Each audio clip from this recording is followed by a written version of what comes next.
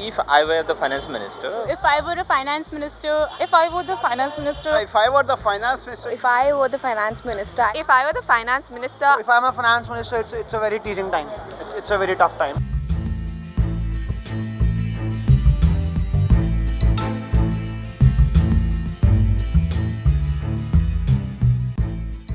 if I were finance minister, I'd allocate more money towards infrastructure and less money towards the defense budget.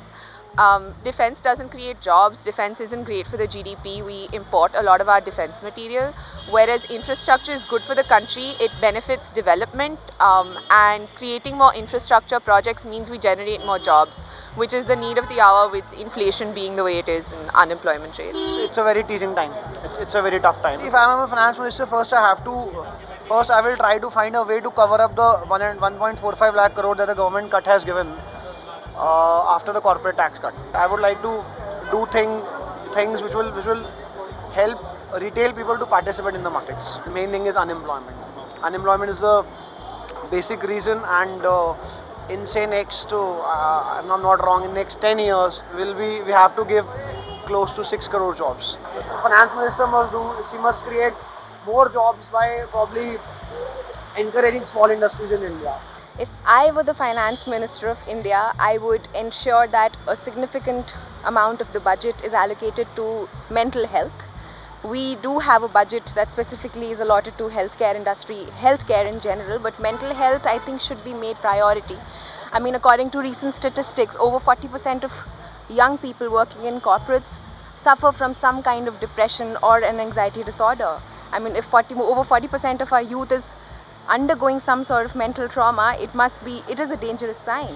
Also, if the government comes and allocates more budget to mental illnesses and mental health, it kind of legitimizes the entire idea of how mental health should be sort of talked about more. It's a stigma in India, more so than the West, but in India it is still a stigma, and the government coming forward to do something about it will be a step in the right direction.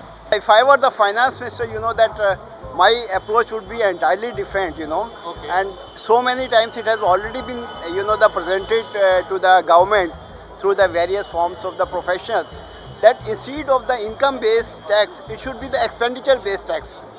It should be the transaction tax.